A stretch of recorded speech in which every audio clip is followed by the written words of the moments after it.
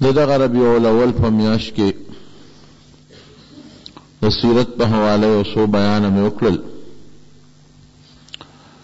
او بیا د نبی کریم صلی الله علیه وسلم وفات هم د ربیع الاول په میاشت کې شوی دی. څنګه د پیغمبر علیه السلام د پیدا کېدو نه مخکې بعضې داسې نښې ښکاره شوي وي چې د هغې نه د حضور پاک د دنیا راتل معلومېدل. دغه رنګې د هغې د وفات هم د دنیا د تلو د سفر هم څه بعضې نښې او بعضې علامې ښکاره شوي دي، لکه حجة الوداع چې د حضور پاک اخیری حجم او د فرضیت نه پسې لومبی حجم. حج چې کله فرض شو نبی علیہ السلام دغه یو حج کړی دی او مکه مکرمه کې که حجونه ډېر کړي دي خو هغه مخکني د فرضیت نه مخکې. نو حجة الوداع کې دا آیت نازل شو، د عرفې ورځ و، د جمعې ورځ وه، اليوم اکملت لکم دینکم واتممت علیکم نعمتی وردیت لکم الاسلام دینا.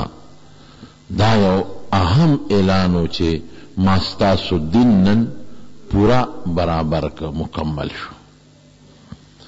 د پیغمبر د راتلو مقصد خو دقی چې خلقو ته د الله دین ورسوي. نو دا یو اشاره شو د نبی علیہ السلام د وفات چې د پیغمبر علیہ السلام د دنیا د راتلو د بعثت کوم مقصدو هغه پوره شو. هو الذي ارسل رسوله بالهدى ودين الحق ليظهره على الدين كله. الله دې لپاره را لېږلی دی چې اسلام په ټولو دینونو غالب کی او د اسلام غلبه او حقانیت خلقو ته ښکاره شي. هغه هدایت دین حق او د اسلام غلبه هغه مکمل شو.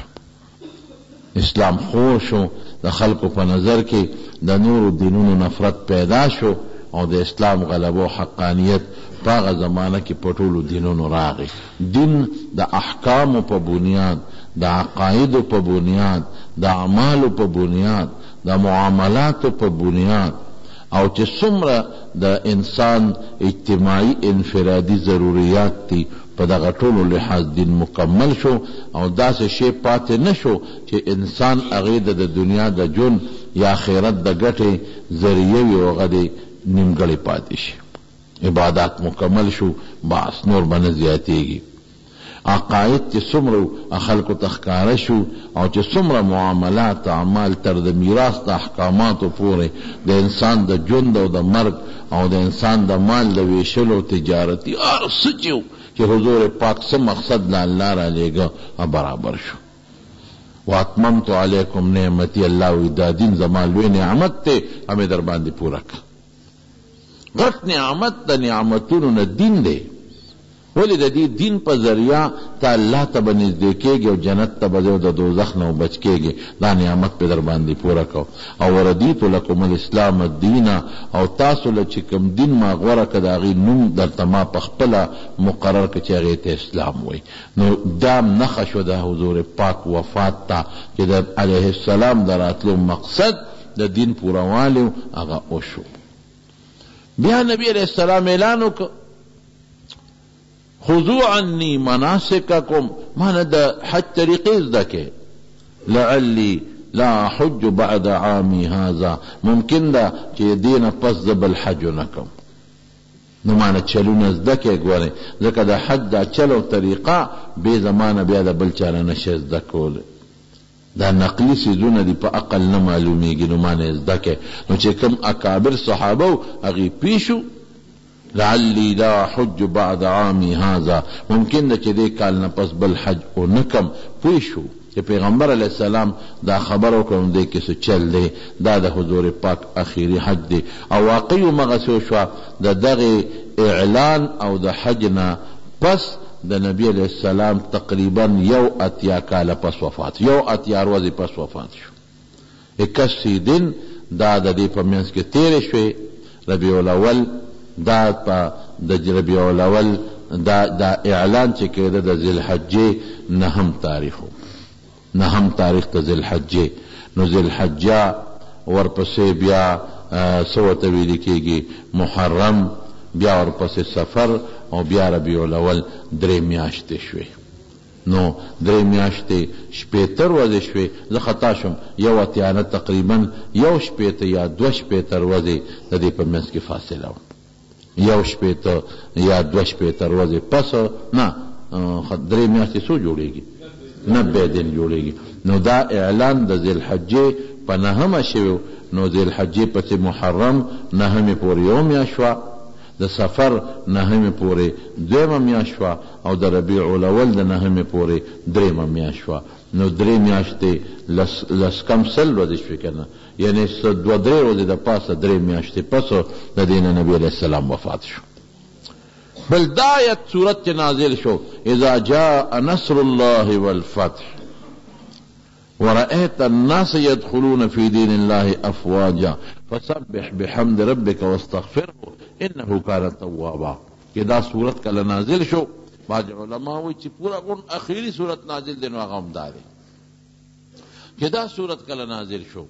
نو نبی علیہ السلام ته الله وی ما د سره مدد وکړه، مدد زما راغی او مکه مکرمه فتح شو. او ته خلق اینه چې ډلې ډلې په اسلام کې داخليږي. مکه چې فتح شو دا خلق به جوق در جوق ډلې په ډلې راتلل او مسلمانېدل به. نو بیا ته څه کوه؟ بیا فسبح بحمد ربک واستغفره، د خدای تسبیحات اوس باقي وایه او استغفار وایه انه کان توابا. نو پیغمبر علیہ السلام مبارک دغه ورځو کې ډېر زیات تسبیحات له زور ورکړ. تسبیحات به وي او استغفار به وي او ذکرونه او لا اله الا الله، دا چې خاص کوم اذکار دي دې له پیغمبر علیہ السلام زور ورکړ. د دې نه بعضې صحابو دا معلومه کړه چې د نبی علیہ السلام مبارک نیټه نږدې ده.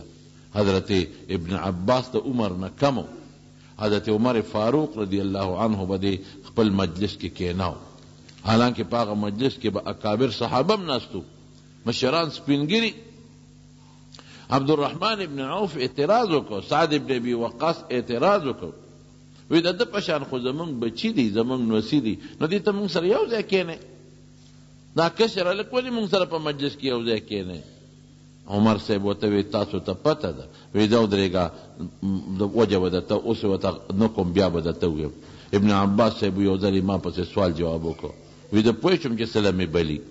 وی دغه اکابر صحابه ناستو، مشران سپینګري د حضور پاک نږدې، او وی زه خو کشرم زه وبللم. وی ما ته وی چې وی نبی حضرت عمر دا آیت وی سورت وی اذا جاء نصر الله والفتح، وی ځای که نه د دې صورت متعلق تاسو څه وایئ؟ نو چا وی چې دې کې خو د الله امداد ته اشاره ده، چا وی د مکې مکرمې فتح ته اشاره ده، چا وی نبی علیہ السلام ته خدای پاک وی چې استغفار وایه او تسبیحات وایه. وی ابن عباس ستا څه نظریه ده؟ ستا د دې صورت متعلق څه سوچ دی؟ هغه کشرو. وی هي اجل رسول الله صلی الله علیه وسلم، وی دې کې د پیغمبر علیہ السلام وفات ته اشاره ده. بس صحابه پویش. عمر وی امام دغه سوچ دی چې کم ستا سوچ دی. ابن عباس د پیغمبر علیہ السلام خدمت کړو، لوټه ورته یو ځل کېښوده د اوبو، تپوس وکړه حضور پاک، وی دا لوټه چا ایښودې ده؟ وی د ابن عباس. دعا یې وله وکړه، په سر یې وله لاس راښ کړه، اللهم علمه الکتاب والحکمة، خدای دله د قرآن علم ورکړي او د قرآن په مقاصدو او په احکاماتو پویه وله ورکړي. خدای وله هغه پویه ورکړې وه. نو د دې صورت نه بعضې علمو دا معلومه کړه چې د نبی علیہ السلام وفات نږدې دی، او جبریل علیہ السلام به په رمضان کې راته او نبی علیہ السلام ته به قرآن اورو، دور به ورسره کو چې کومه حصه د قرآن به نازله وه د هغې دور. حضور پاک فرمایي وی په دې کال جبریل راغی، 2 ځله زمو د هغه قرآن واورېده، 2 ځله دور شو. او په نورو میاشتو کې په رمضان کې به 10 شپې اعتکاف کو، او په دې کال کې په رمضان کې 20 شپې اعتکاف وکړو. دې نه اندازه معلومه شوه چې د نبی علیہ السلام مبارک د تلو ټیم برابر داسې نورې نښې وي. به هر کیف حضور پاک بیماری سوا، سرخوږې یو جنازه و د انصارو، د هغه جنازې نه چې واپس شو نو عایشې بیبي کره لاړ، نو عایشه وی وا رأسا، د هغې سر خوږېده، سر مې خوږېږي. نبی علیہ السلام او فرمایل بل وانا ورأسا، بل وانا ورأسا، عایشې زما سر خوږېږي. او بیا ورته حضور پاک خو خوشطبه مو خوشطبي بیا کوله، نو بی بی عایشې ته او فرمایل وی عایشې وی فکر مکوه، وی که ستا دا سر خوږېږي او ته وی سر مې ماتېږي او ته د دې سر خوږي نه مړه شوې که نه، نو وی ته خو بختوری، زه به در باندې جنازه وکړم، ښه به دې کم جنازه به در باندې وکړم. هغه ښځې خو هم عجیبی که نه، نو هغې وی وی همدقسې ما هم وی چې زما مرګ دې خوښ دی، زما مرګ دې خوښ دی. او چې زه مړه شمه نو مازدیګر به دې زما په ځای بله ښځه کور ته زما کوټې ته راوستي. اوس هم داسې ښځې وایي که نه، وی په سړو څه اعتبار دی، وایي د ښځې جنازې پسې چې رواني نو نظر یې په پردو کوڅو کې منډې وایي چې دا د غسل اوبه بیا کله وچېږي چې د بله ښځه راولم. نو عایشه بیبي ورته همدقسې وایي وایي چې وایي ته ځکه چې زما په مرګ خوشحاله او چې زه مړه شم که نه نو فورا به د شپې له بیا زما کوټې ته سهار له به زما کوټې ته بله بیبي به دې راوستي. حضور پاک وفرمایي نه عایشې داسې نه ده، خو ته به د سر خوږي نه جوړه شي، الله به دې جوړه کړي او ممکن ده دا زما خیري بیماري وي. د انصار یو ښځه ناسته وه، بچی یې مړ شوی. عایشه بیبي ورته وایي وی صاحب دا یو ښځه ده او ماشوم یې مړ دی او غمجنه او پریشانه رتاله راغلی ده. نو حضور پاک تسلي ورکړه، وی چې د کم انسان 3 ماشومان مړه شي او مور پلار پې صبر وکړي الله به جنت ورکړي. وی صاحب که 2 د چا مړه شي، حضور پاک ته به وحی راتله تدریجي، دې کې هم د الله حکمت و چې داسې رو 3 بیا 2 بیا 1 نو امت به خوشحاله شي چې د پیغمبر علیه السلام او د عایشې په مطالبه الله احسان وکړو. وی که 2 مړه شي، وی که 2 بچي هم د چا مړه شي الله او دې په صبر وکړي مور او پلار الله به جنت ورکړي. دا ښځې خو یو بچی و، وی صاحب که یو بچی د چا مړ شي، وی که یو ماشوم هم مړ شو نابالغه مور پلار په صبر وکړي الله به جنت ورکړي. نو د عایشې خو خپل بچي نو، وی صاحب که د چا بچي نه ماشوموالی کې بچی مړه نشي، حضور پاک فرمایل وی د ټول امت دپاره زه اخرت ته تلونکی یم، زه یم که نه بچی مړ نشو، زه یم زما وفات څوک ځان ته را مخکې کي او په هغې صبر وکړي الله به دلم جنت ورکړي. یا موفقه ای خلکو سره خیر ښېګړه کوونکې عایشې، تا دې ګوره څومره فایده امت ته په دې یو تپوس کې ورسېدله. نو سرخوږي په هغه سرخوږي سره په تبه راله او سخته تبه وه. عبدالله ابن مسعود رضی الله عنه فرمایي وده چې ورننوتم د حضور پاک په تندي مبارک مې لاس کېښود، وجود یې خوټ کېدله تبې نه. مې صاحب ستا خو ډېره زیاته تبه ده، وی او زما ته تبې تکلیف دومره ډېر دی لکه تاسو که چې 2 کسه نه جوړه شي، په ما د 2 کسو د تبې زور دی، ولې اجر مې زیات دی، اجر ډبل. دینا معلومیږي چې په انسان تکلیف راشي بیماری راشي نو کدی ګناهګاری الله په ګناه راځي او کدی داسې وي چې د ګناه ني نو الله دا هغه اجر د لوړ مرتبه په شکل کې ورکړي. نو حضور پاک الله د ګناه نه پاک پیدا کړی دی. قد غفر الله له ما تقدم من ذنبه وما تاخر، مخکې وروسته هر څه الله بخښلی دي. نو د پیغمبر علیه السلام په بیماری د هغه درجه او مرتبه چې نور الله اوچتوي. ویو پا ما چه بیماری و تب رازی نو زما د تب ڈبل زور مال رازی لکه 2 کسو د تب زور مال رازی. نا تب شورو شوا. دی درمیان کے بم نبی کریم صلی اللہ علیہ وسلم منزل تب جمعت تب تب و سری خوگی دا خو بیا با منزل تا. یو صحابی فرمائی منزل دا سی حالت کے رو تا چه سر مبارکی پا صادر تڑلیو. بعضی وقت سر خوږیږي کنه نو سر په صادر باندې کلک اوتړي، وی سر مبارک په صادر تړلی. اخیری مونځ نبی علیہ السلام د زیارت پر ورځ ماښام کړی دی، دې نه پس یو منزل صرف اوتې دی. زیارت پر ورځ باندې ماښام اخیری مونځ وکړه او چې کله د ماسخوتن د منځه ټیم شو نو بیا بیبیانو ته وی یو غټ لوښی راوړی او په ما باندې د 7 مشکونو نه اوبه راواچوې. داسې مشکونه چې سپړدلې شوي ني او بیا پې واچولې، نو چې کله پاسېده نو بې هوشه شو. نو چې کله هوش کې راغی نو تپوس یې وکړو مونځ شوی دی که نه؟ وی نه صاحب لا هم خلک ستا انتظار کوي. وی په ما بیا اوبه واچوې، بیا پې اوبه واچولې، چې بیا پاسېده نو بیا بې هوشه شو. بیا تپوس وکړو مونځ شوی دی که نه؟ وی نه صاحب خلک ستا انتظار کوي. وی بیا را باندې اوبه واچوې، بیا پې د پاسه اوبه واچولې، چې بیا پاسېده بیا بې هوشه شو. چې بیا کله په هوش کې راغی پرکالي ختمه شوه، وی مونځ شوی دی صلی الناس خلکو مونځ کړی دی ام لا؟ وی لا هم ساسته انتظار کی دا اللہ رسولا. وی خواہ مرو ابا بکر فلیصلی بالناس، ابو بکر تا حکم ہو کے جو خلقو تا منذ کی. عائشہ صدیقہ فرمائی بخاری شریف کے حدیث نے، وی ما وتوی چی ان ابا بکر رجل اسیف لا یقوم مقامک، اگر دیر نرم دل دے، رقیق القلب زڑے نرم دے، او جاڑی او بیا ستا پا مصلا پا دی بیماره کی چتا ستا پا مصلا ادریدلی شی، نو دی جاڑی جڑا والا ورزی. نو سیب مر عمر تا حکم اوکا فلیصلی بالناس چی خلقو تا منزو کی، انشی ادرید ستا پا مصلا. حضور پاک بیاو فرمائل مرو ابا بکرن فلیصلی بالناس، ابو بکر تا حکم اوکے چی خلقو تا منزو کی. عائشہ صدیقہ داغی خو پلارو، او بخاری کی بل دے رازی وی ما وی چې کدما پلار د پیغمبر علیہ السلام په مصلا ادرید او په دې بیماره کې حضور پاک وفات شو، نو بیا به خلک وی چې ابوبکر سپیرو او ټول عمر به ابوبکر د خلکو بدی شي، وی به چې کدی په مصلا نه وی ولا نو دا نبی علیہ السلام به نه وی وفات شوی. نو ما دا سوچ کو وی زه څه خبروم چې داغه په مصلا څوک داغه په جون ادریږي، نو هغه سره به خلک ډیره زیاته مینه کوي، خلق پہ ډیر زیات خوخ کی. وی دینا زسا خبروں وی بیا میں وطا ہوئی چی دا اللہ رسول ابو بکر کمزور دی پزڑا او دی جڑات ننشی صبرے دے. نو عمر تا حکمو کا وی بیو فرمائل چی مرو ابا بکرن، ما تا بالخصوص وی موری ابا بکرن، ابو بکر تا حکم کوا. وی حبسی تا میں ہوئے، حضرت حبسی تا ام المومنین تا نا عمر لور تا چی تورتا ہوا ہے کہ عمر تا ہوئی. نو حفصے و تا ہوئی اللہ رسول ابو بکر پزل نرم دے او عمر بمنزو کی دا ما پلار.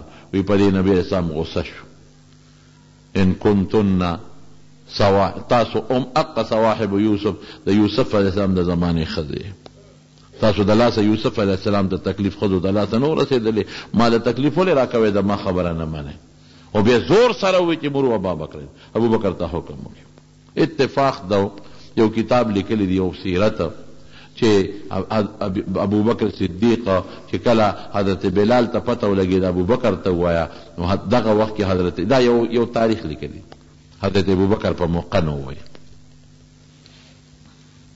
نو هغه حضرت عمر ته وی چې ابو بکر خو نشته په موقع ته مخکې شو دا مونځ توکا. عمر مونځ وکړو چې څنګه مونځ وکړو پیغمبر سم پوه شو، تپوس یې وکړو وی مونځ چا وکړو؟ منذ عمر کو وی تاسو ته معنی چې ابو بکر مخکې کې، تاسو ولې ابو بکر مخکې نه کو؟ بیا حضرت عمر فاروق جلل بلال ته بلال خدای را سره ونکړل چې کله پیغمبر علیه السلام نوم د ابو بکر غشته نو زباته دی ولې د مانځوي. دغه منځونه بیا د نبی علیہ السلام په عدم موجودګۍ کې حضرت ابو بکر صدیق وکړل. دا دغه خلافت تم یو ګوره اشاره ده. منځونه حضرت ابو بکر صدیق وکړل. څوارلس ورځې د پیغمبر علیہ السلام ټوله بیماری وه. د زبرګې په 28 تاریخ باندې نبی علیہ السلام دغه سفر په 28 تاریخ علیہ السلام بیمار شوی او 19 منځونه نبی علیہ السلام په کور کې ځان لکړي. ځکه د بیماری په دې ورځو کې چې تر څو طاقت و جمعات ته به او چې کله بیا وجود کمزور شو نو بیا جمعات ته نشو تللی. نو 19 منځونه نبی علیہ السلام په کور کې ځان لکړي دي، په دې 14 ورځو کې باقی د جمع کړي دي.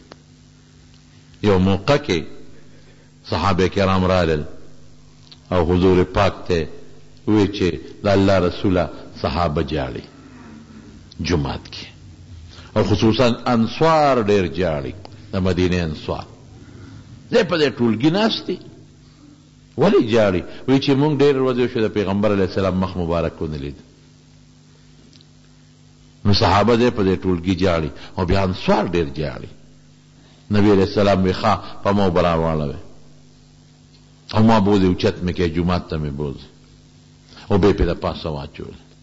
چې بیا واچولې او جومات ته اوچت که بویه ته کور کې دننه یو طرف ته حضرت عباس اوږه ورکړه او بل طرف ته حضرت بریري اوږه ورکړه او چې د جومات د کوټې د دروازې نه بار که نو هلته کې حضرت علي بار ولاړو نو بریري هغه خپله اوږه د نبي علیه السلام علي صاحب ته حواله کړه.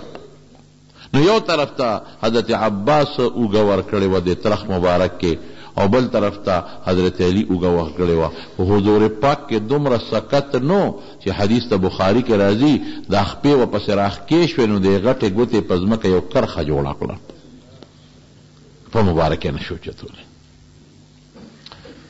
چې څنګه راغې او داسې وخت کې را دننه شو چې حضرت ابوبکر صدیق په مانځه ولاړو جمع باندې ولاړو. هغه چې څنګه پوه شو نو نبی علیہ السلام ورته اشاره وکړه چې مرستو کېږه په خپل ځای ودرېږه. لیکن هغه بیا مرستو شو رارستو شو او نبی علیہ السلام لاړ او د حضرت ابوبکر خوا کې ګس طرف ته کېناو. نو پیغمبر علیہ السلام به الله اکبر وی ابوبکر به الله اکبر خلکو ته په زوره رساو او سره خوا کې ولاړو. جمع شو چې جمع کلو شو وی ما په منبر کې نه وي په منبر کې نو د اخیری خطبه الوداع وته وی د پیغمبر رسم اخیری تقریر بس د زیارت ورځ ده. نبی علیہ السلام دې نه پس بیا نه دی راوتی چې څنګه تقریر یې کوو په تقریر کې یو څو ضروري خبرې وکړې. یو بل خبره کړې لومبۍ دا وکړه الصلاة د مونځ خیال وساتئ. مونځ په ټولو عبادتونو کې ګورې رونو ډېر اهم عبادت دی. نه دې وخت کې د زکات خبره وکړه نه د روژې خبره وکړه نه د حج خبره وکړه حالانکه عبادتونه خو ډېر دي. لومبۍ خبره چې مبارکې خولې نه وباسي الصلاة مونځ پکوئ او د مونځ ډېر اهتمام او خیال وساتئ. دا لومبۍ خبره شو. او دویم څه وایي ما ملکت ایمانکم ګورې د وینځو غلامانو نوکرانو همسایګانو کور کې دننه د همسایه اوسېږي زمیندار دی مزدور کار دی خو چې ستا د لاس لاندې کم سړی دی افسر خپل ماتحت او بادشاه د خپل رعیت د دې به خیال ساتي. ما ملکت ایمانکم خو وینځي غلامانو باندې عرف کې شریعت کې اطلاق کیږي لیکن یوازې هغې نه نورم پکې داخل کا علت ته وجې نه نور پکې داخل کا چې کم سړی ستا د لاس لاندې دی افسر لاندې خپل بابوګان دي خپل نوکران دي خان لاندې خپل نوکران دي او ستا همسایه دی ستا مزدورکار دی ستا د حکم لاندې دی ستا د لاس لاندې ژوند تېري د دې خلکو به ډېر خیال ساتي. ظلم به نه کوي. بالایي سړی دا به په مزدور باندې په نوکر په چاکر او په دې لاندې خلکو به زیاتې به ظلم به نه کوي. د دې ډېر خیال ساتي. او بیا یو بل اعلان وکړو وی چې څومره دروازې دي جومات ته ټولې بندې کې سوا د ابوبکر د دروازې نه ټولې بندې کې ټولې چې څومره دروازې دي بندې کې. مخکې دې نه اعلان کړی د علي صاحب هغه اباقي وه غټې دروازې او دا کړکۍ څومره چې په کړکۍ خلکو پریښي دي جومات ته مانځله پې راځي دا کړکۍ بل طرف ته واړوئ صرف د ابوبکر صدیق کړکۍ پرېږدی. اوس هم په مسجد نبوي کې باب السلام طرف ته یو بورډ لګېدلی دی په هغې یې لیکلي دي هذه خوخة ابي بکر صدیق رضی الله عنه. د ابوبکر صدیق چې کوم ځای کړکۍ وه هغې نه خو شاته یې دا بورډ لګولی دی کړکۍ لږه مخکې وه خو اشاره ورکوي. علما لیکي دا هم دې ته اشارت دی چې نورې کړکۍ بندې او د ده کړکۍ دې وي نو جومات خو هغه زمانه کې د مسلمانانو د فیصلو ځای جومات ته پیغمبر صاحب په زمانه کې دارالخلافه وه د بادشاه د ناستې ځای نو دې کې د ابوبکر صدیق خلافت ته بیا اشاره ده. او یو عجیبه خبره یې وکړه وی په ما چې د چا احسانات راوړېدلي دي او چا ما سره په دنیا کې ښېګړه کړې ده د هغې بدل مې وله خلاص کړی دی. په ما د چا احسان نشته.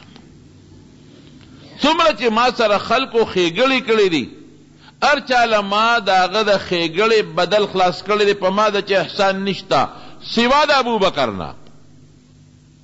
د ابوبکر احسان زما په غاړه کې اوسم پروت دی. ابوبکر له به د احسان بدل الله د قیامت پر ورځ ورکوي. او ما سره چې په مال کې څونه چا مینه کړې ده او په مرګرتیا کې را سره چا څومره اخلاص کړی دی نو د ابوبکر نه زیات بل چا نه دی کړی. واقعي یوازې د پیغمبر علیه السلام د هجرت په سفر کې چې حضرت ابوبکر صدیق رضی الله عنه څومره اخلاص کړی د سفر د هجرت. اوهو سړی حیران شي څومره مینه یې کړې ده، څومره اخلاص یې کړی دی او څومره د پیغمبر علیه السلام خیال ساتلی دی.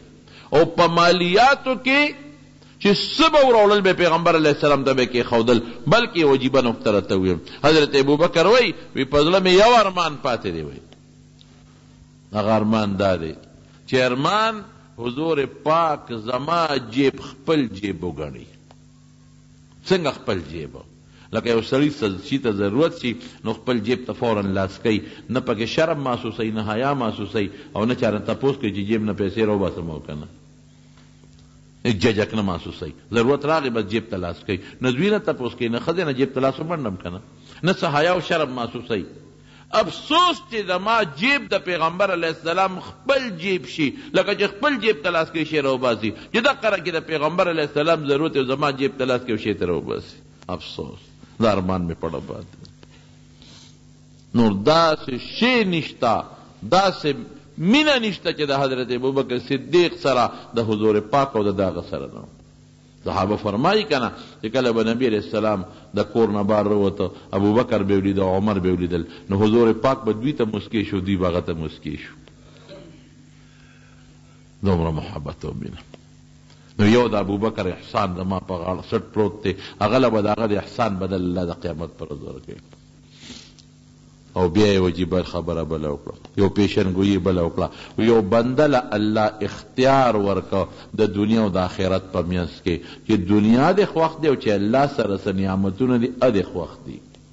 بنده له خدای اختیار، بنده وایي ځان یاد نه که بنده، یو بنده له الله اختیار ورکه چې د دنیا ژوند دې خوښ دی او که الله سره کم نعمتونه دي ادې خوښ دي. نو هغې بنده د دنیا ژوند خوښ نه که او د الله سره چې کم نعمتونه دي هغې خوښ کړل.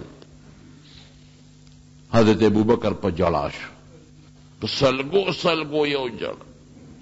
یو صحابي وایي موږ چې دا شیخ خو ډېر ساده سړی نه دی، دا بوډا ډېر ساده سړی نه دی. پیغمبر علیه السلام خو د یو بنده مثال ورکوي چې یو بنده له خدای اختیار ورکو او هغه دنیا خوښه نه کړه او د الله نعمتونه یې خوښ کړل. دا خو د یو بنده مثال ورکوي. وایي موږ هغه وخت سره پوه نه شو، ابوبکر پوه شو چې دا پیغمبر علیه السلام خپل ځان یاد کو خو د بنده په تعبیر یاد که، ځان یاد که. د خدای بنده نبی علیه السلام او د اختیار هم دته میلاو شو او دنیا غوره نه کړه او د الله خوی خوښه کړه. خو موږ پوه نه شو، ابوبکر پوه شو.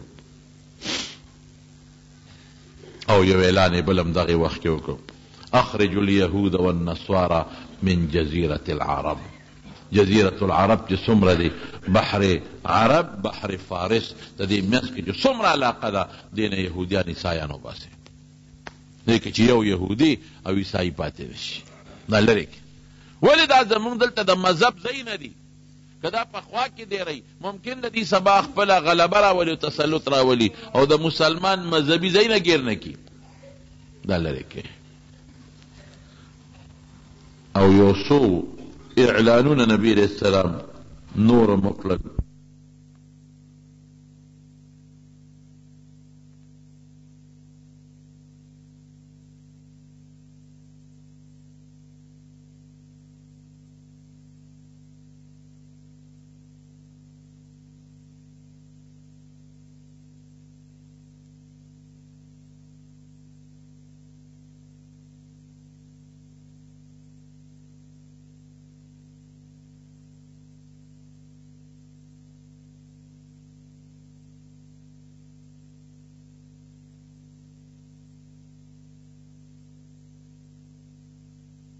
الامة مما صنعوا وی خدای دې په یهودو او په عیسایانو لعنت نازل کی ولې وی هغوی د پیغمبرانو قبرونو ته سجدې کړي دي او د خپلو پیغمبرانو قبرونو نه جوماتونه جوړ کړي دي هغه د سجدې ورته کوي ورې زما لا بل ځای کې راځي لا تتخذوا قبری وسنا یعبد ورې زما د قبر نه یو د عبادت شی جوړ نه کې چې زما قبر ته سجدې ونه لګوي امت یې یراو ما سره خو د امت عقیدت او محبت او مینه ډېره ده نو هسې نه چې زما د وفات نه پس زما قبرونو ته سجدې ولګوي یو خبره بله مو کړه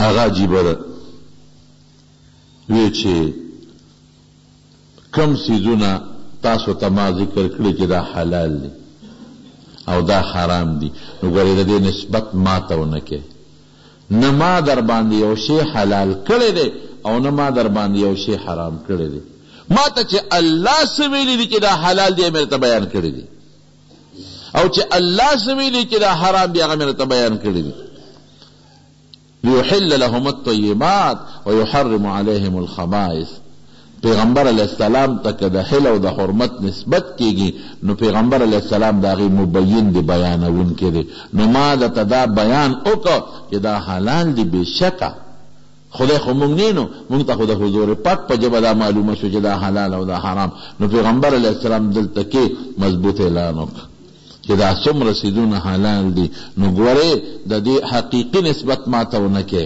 مجازي ما ته کولی شي حقیقي نسبت به الله ته کوي الله په ما په جبه تاسو ته دا حلال کړي دي او الله په زما په جبه تاسو ته دا حرام بښکاره کړي دي نو حلال حل او حرمت دا د الله په اختیار کې دي دا یو څو اعلانونه وکړل او د دې اعلانونو پس بیا نبی کریم صلی الله علیه وسلم کور ته دننه شو د دې بیماری دوران کې لور یې راله بیبي فاطمه رضی الله تعالی عنها او اتفاق دا چې کم وخت کې دا راله نو نبی علیہ السلام انتهایی په تکلیف کې و ډېر تکلیف کې و نو هغه په جلا شوه دې سره خو یې مینه زیاته وه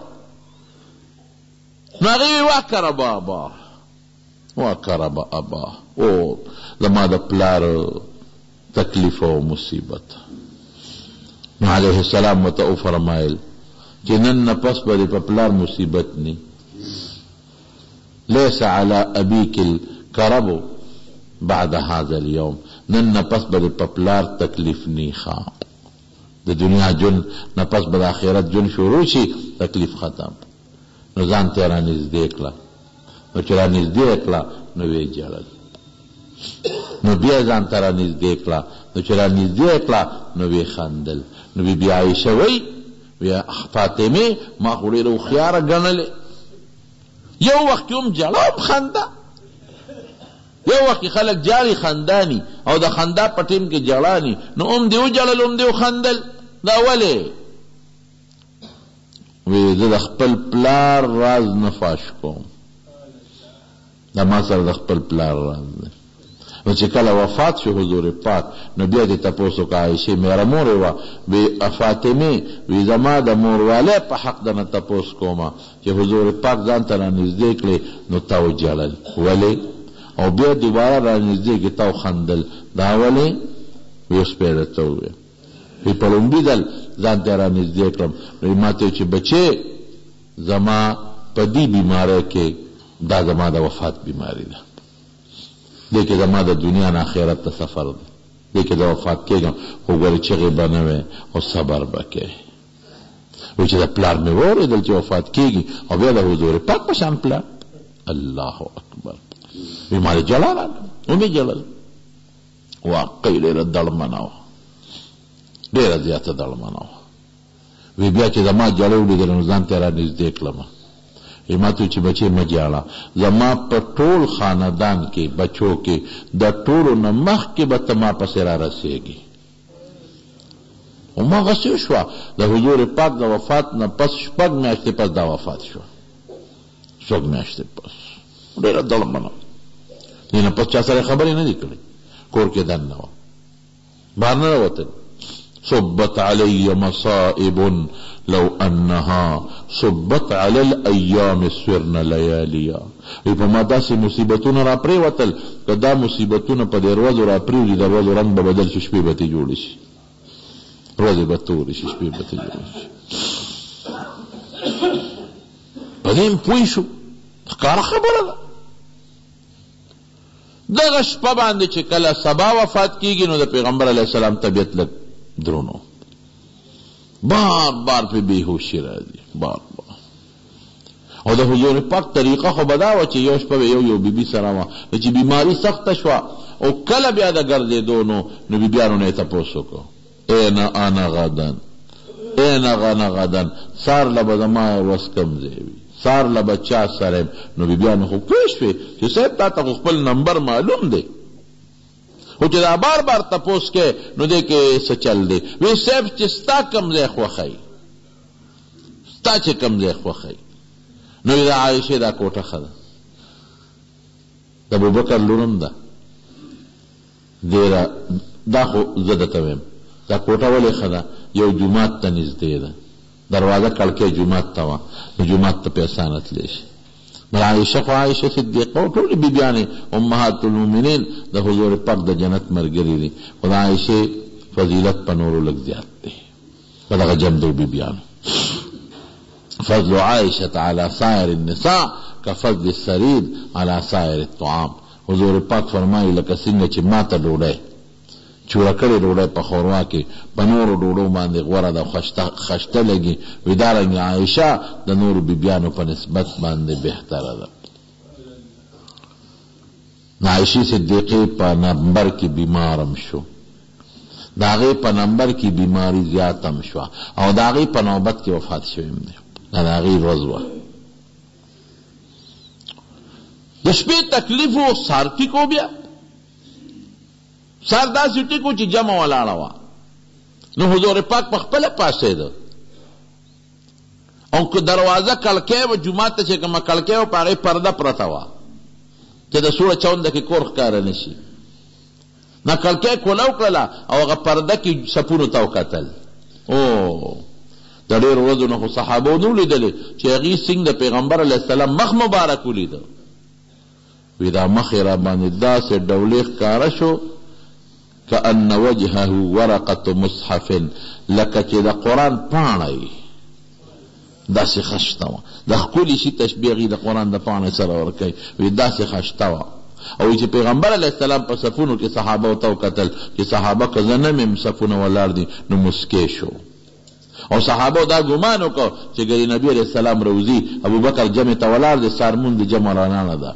چې پیغمبر هم پوه شو چې که زه اوس لږم یو قدم اخلم نو صحابو باندې جمع ګډوډېږي، صفونه به مات کړي، ماله به رامنډه کړي، ما به ونیسي. نو بس زر یې ورته لاس داسې وړقو چې بس تاسو خپل مونځ کوئ او پردې را ښکته کړه. خو دومره بیا هم کمزور چې پردې پوره ښکته نه کړی شوه، خو طبیعت یې خو. علي صاحب بار راووتو، صحابو ته تپوس وکړو کیف اصبح رسول الله صلی الله علیه وسلم، طبیعت یې څنګه دی؟ اصبح بحمد الله بارئا، اصبح بحمد الله بارئا، د خدای حمد او د الله صفت ته طبیعت یې ټیک دی. حضرت ابوبکر صدیق راغی تپوس یې ته وکړو، وی د الله رسوله د هغه یو بیبي صنح ته وایي د مدینې شریفې نه لږه بار، وی صنح ته لاړ شم نن مو طبیعت څنګه دی؟ وی د لاړ شه لاړ. نو تقریبا د 10 بجو ټیم کې د پیغمبر علیه السلام طبیعت ګډوډ شو. بی بی عائشہ صدیقہ فرمائی وی زما سینې ته ډډه والې وه، سر مبارک زما سینې ته پروت او یو کاسه کې مې ورته اوبې ښودې وې. نو تکلیف زیات شو، نو کله به سر مبارک پرې پتون زما کېښوده او کله به اوچت که، او یو صادر و نو کله به صادر په مخ واچو او کله به لر که، او لاس مبارک به اوبو کې کېښود نو په مخ به یې راښ که، په مخ به یې راښ که. ان للموت سکرات، یاره د مرګ مخ کې چې کم بیماری ده او کم تکلیف دی نو سخت دی. وی دی چې د مارور راننوته عبدالرحمن، وی چې راننوته هغه سره مسواک یې مږه، وی حضور پاک هغه مسواک ته داسې ډېر په غور وکتل. وی ما ورته چې صاحب مسواک ته دې شوق کېږي مږي؟ سر مبارک یې وړقه چې او وی روا مې غشي. ما وی الینوه لکه صاحب دلې لږ نرم کم؟ وی سر مبارک یې وړقه. ما هغه مسواک راواغېستو په خپله خوله کې مې نرم کړ، چکونه مې پرې ولګولو، ښه مې نرم کړ او حضور پاک له مې ورکړ. وی داسې مسواک یې ومږه چې داسې ښکلې مسواک یې چېرته نه ومږلی، ډېر ښه شته. او زر یې ماله راکړه واپس. وی ما زر د حضور پاک هغه مسواک په خپله خوله کې ومږه. بیبي عایشه وی خلک وی چې د دوه اخترونو میانځ کې د شوال په میاشت کې نکاح سپیره ده. اوهو قمقلو وی زمانه زیاته بختوره ښځه بله کمه ده. زما نکاح خو د اخترونو میانځ کې شوې ده، د شوال په میاشت کې شوې ده. وی زه څومره بختوره یم. وی زما په غیږ کې د حضور پاک نه سوتې ده او زما په کوټه کې دفن شوې دی او اخر وخت کې زما او د حضور پاک لاړې خدای شریکې کړې دي. مسواک ما ومږه، هغې له مې ورکړه، ویې مږه او بیا حضور پاک چې کم مسواک ومږه نو ما زر په خپله خوله کې ووو زما لاړې د رسول الله مبارک خېټې ته ورسېدې او د رسول الله مبارک لاړې زما خېټې ته ورسېدې. څومره لوی خبره ده. مسواک یې ومږه. خصائص کبرا کې سیوطي لیکي حضرت جبریل علیہ السلام روزانه براته د پیغمبر علیہ السلام عیادت پې کو ته به څنګه دی د راننوت ملک الموت ورسره دی چې څنګه راننوت او ملک الموت ورسره دی نو لومبې حضور پاک ته ویل الله رسوله ممکن ده چې د وحی په بنیاد دنیا ته زما دا اخیری راتللی بس وحی بس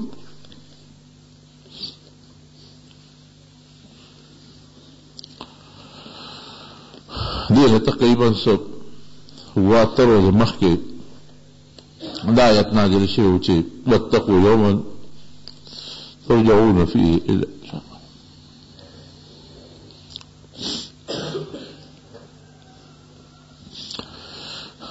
وحی په بنیاد دا ممکن ده چې زما اخیری راتللی او ملک الموت ما سر راغلی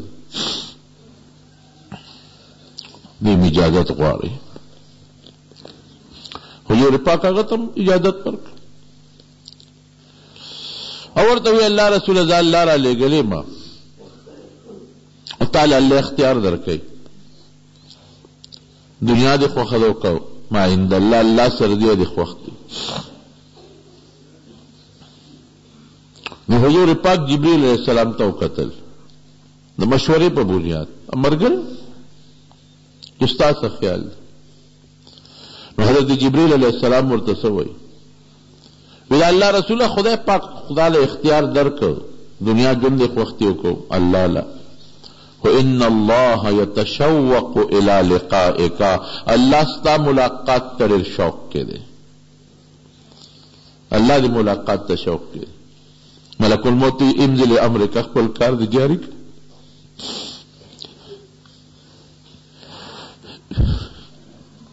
بی بی عائشہ ہوئی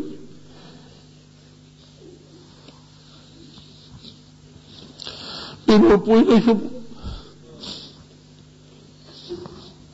دومره پوه شم چې لاس مبارک یې ښکته شو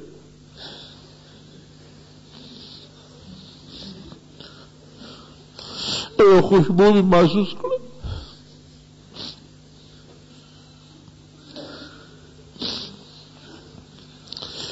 آخری آیت مع الذین انعم اللہ علیہم من النبیین والصدیقین والشہداء والصالحین وحسن اولئک رفیقا اے اللہم الرفیق الاعلی اللہم الرفیق الاعلی اللہم الرفیق الاعلی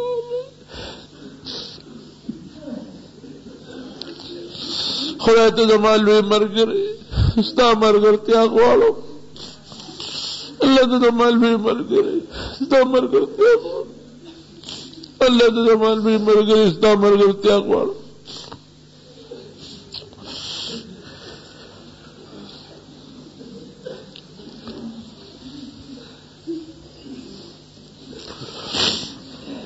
لاس مبارک ښکته شو یو خوشبو مې محسوس کړه نور پوه نه شم باقي واقع انشاءالله انده جمعه درود شریف ټول اللهم صل وسلم على سيدنا ومولانا محمد وآله وأصحابه أجمعين.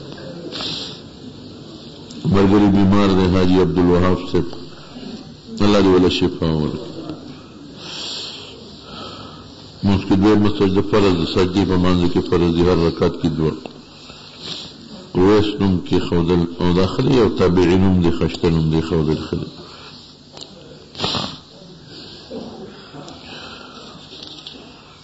رشتي مسألة الله دې ورته حل کړي. زمونږ ضرور یو کور والا بیمار دی الله دې ولا شفا ورکړي نه مرګ دی. دا د ښځو ویښته خرڅول دا منع دي په شریعت کې ښه بعضې خلک د ښځو دا ویښته اخلي او دا لوښي پې اخلي او ویښته خرڅوي دا ګناه ده په شریعت کې امتحان دی الله دې په ښو نمبرو کې کامیاب کړي. نن یو مریض دی هغې لپاره الله تعالی دې ولا شفا ورکړي. ربنا ظلمنا انفسنا وان لم تغفر لنا وترحمنا لنكونن من الخاسرين. الله مونږ د نبي علیه السلام په نقش قدم روان کړي. الله د حضور پاک خدای سي محبت زموږ نصیب کړي. الله د هغې د جنډې لاندې قیامت به ورځ ودروي. الله د هغې مبارک شفاعت زموږ نصیب کړي. الله د هغې مبارک له د حوض کوثر اوبه نصیب کړي. الله د هغې اتباع نصیب کړي. خدای د حضور پاک د اختلاف نه وساتي. خدای د هغه په نقش قدم روان کړي. الله د حضور پاک راوړلي شوي دین خدای زموږ په ژوند او مرګ نصیب کړي. قبر کې د حضور پاک متعلق چې تپوس کېږي خدای کې زموږ کامیابي نصیب وکړي. الله د ګناهونو نه مستثني ګناهونه راته معاف کړي. کوم مردگان وفات شوي دي الله ته مغفرت نصیب کړي. خدای که څوک بیماران دي ته وله روغ صحتونه ورکړي. الله ته زموږ نه د دنیا او د آخر خیر راکړي. د شر د مخلوق او د فتنو آفاتو بلیاتو نه الله په امان کې وساتي. صلی الله تعالی خیر خلقه محمد و آله